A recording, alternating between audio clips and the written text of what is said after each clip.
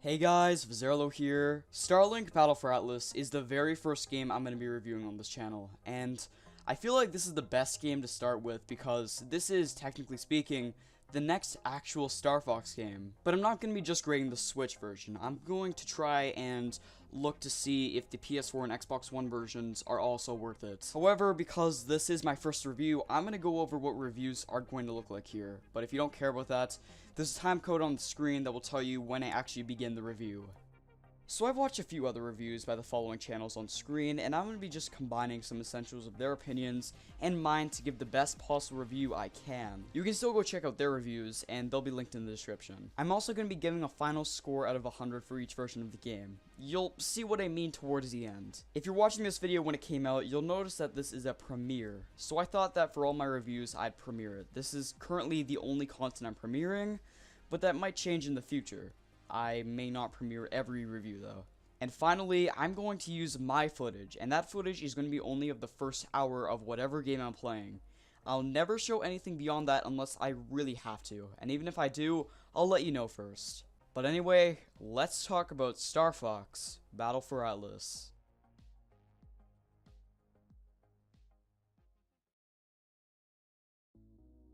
Starlink on the Nintendo Switch, which is the platform I have it on, is the next Starfox game. It would have been something if Ubisoft Toronto just put in Fox McCloud as a playable character, but instead we got an actual Starfox experience made by fans of the series. And in reality, that is what Starlink is on the Switch, but let's get into the specifics. In Starlink, you are a part of a group of people called Starlink. You go around the Atlas system that contains 7 planets and many ships and bases in between. And this environment really works well with the gameplay of Starlink. While you are binded to your ship, there is a lot you can do with it, like hover above the ground or fly as far as you want. And I have to say, flying around this galaxy is enjoyable. It never really gets tedious, just flying to each of the planets and dodging the many hyperspace traps is cool. While the gameplay is really nothing special, with No Man's Sky being a heavy influence on this game, I still got some enjoyment out of it. Then again, I haven't played No Man's Sky, so it may be different if you have played games like that.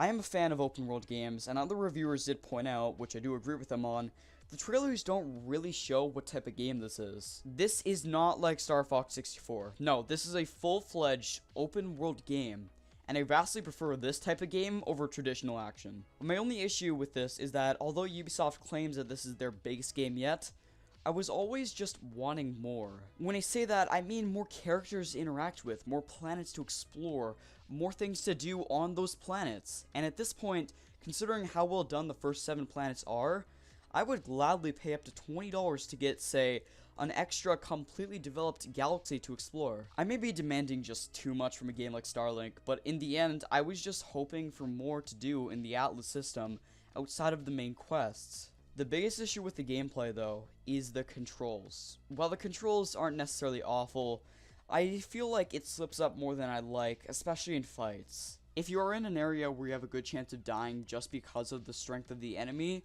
it sometimes turns in the wrong direction and the camera just flips you around a bit. It's kind of hard to describe, but it's very disorienting and can completely break fights sometimes. And I also accidentally press L a lot, and it's extremely annoying when you're charging up your special attack and you summon it at the wrong time. This may seem like just a smaller complaint, but picture yourself encountering this every single time you get into an intense fight. I know Ubisoft can do better in this department. Speaking of things Ubisoft can do better at, the presentation on Switch is kind of a mixed bag. While I wouldn't say it's as bad as some people were pointing out, I kind of feel like the art style wasn't fully embraced. This game was made in the Snowdrop engine, and after playing Mario & Rabbids, I feel like maybe the textures and lighting could have been improved. Performance is not bad, even in handheld mode. I do wish that it ran better, but at this point, I'm pushing Ubisoft way too far for what they actually have to deal with. The best part of this game, however, is the story. While on Xbox One and PS4, you'll be playing a slightly more limited storyline, on Nintendo Switch, you get a full, proper campaign for Starfox. If you buy the Nintendo Switch version, you will have the same experience, except that Starfox is almost etched into the main campaign in a way. And also, you get a questline exclusive for Nintendo Switch called A Wolf in Atlas, where you track down Wolf by destroying some of his bases and claim territory. While that's as brief as I'm going to go in when talking about this campaign, I have to say I really enjoy it. and it goes to show what Ubisoft can do with the Starfox IP. The main campaign, in my opinion, feels a little bit less creative considering that they're using new characters and a new IP in general. I'm not going to go too into the details of the main campaign, but I will say that you're basically trying to push back the enemy, who you have your own means of destroying. I have to say, there isn't really any extremely expected moments.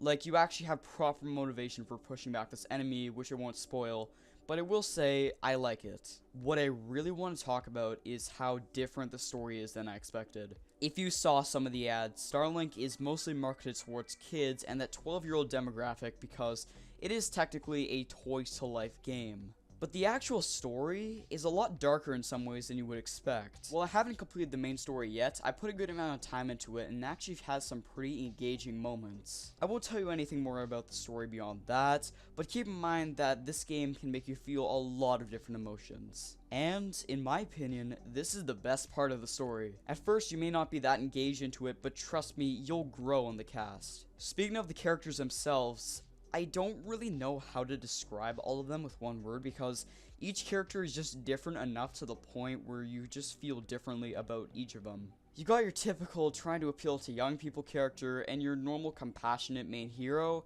but what I will say is that these characters all are impacted by the story shift and turns, and it reflects well in the story and the characters.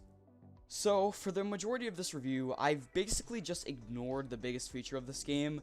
I've only mentioned it once, and I did that purposely because, in general, Starlink is so different from other Toys to Life games, but anyway, I feel like I should talk about them. In case you don't know or really understand the concept of Toys to Life, essentially you go in the real world and buy physical DLC in the form of plastic NFC characters, and put them on either a portal or something like that to scan them in, and usually you can play as them, or in Amiibo's case, you can use them to unlock some extra content. It was pioneered by Activision in 2011 with the release of Skylanders. Since then, other series have been created using this concept, like Disney's Infinity, which had been over for a while, LEGO Dimensions, which wrapped up in 2017, and probably the most infamous non-Toys to Life series, Amiibo, which Amiibo could possibly be on its way out, but we don't know that yet. So the entire genre before Starlink was on its way out, and Skylanders being the most famous of all of them, was also kind of sort of ended in 2016. But now Ubisoft is stepping in and they're taking this concept one step further by allowing you to buy physical ships, characters, and weapons. You can really customize this, and it goes to show what can be done with this concept. While I do still think that the Toys to Life genre will not be saved by Starlink, I still think that at the very least, this is a deserving end to the genre. So I do find that the concept of Skylanders and Starlink still is kind of scummy, but at the same time, I see more collectible value out of Starlink with the addition of Starfox.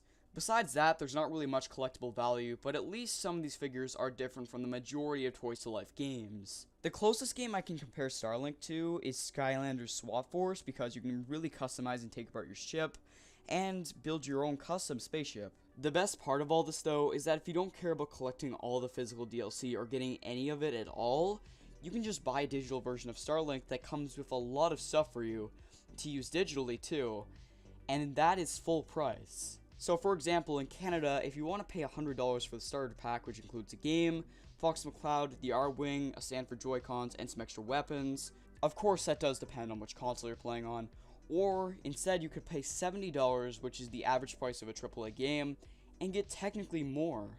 And you could also pay a little bit more and get a deluxe digital pack that comes with basically all you need. So if you're on a budget, Starlink can still be worth it.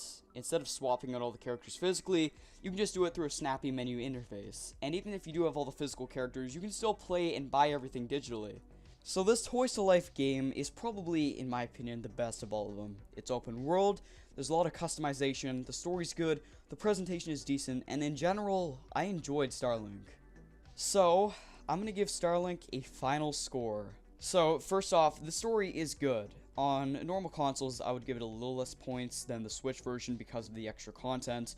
So I give Starlink on Xbox One and PS4 a 10 out of 20, and the Switch version I'd give about an 18.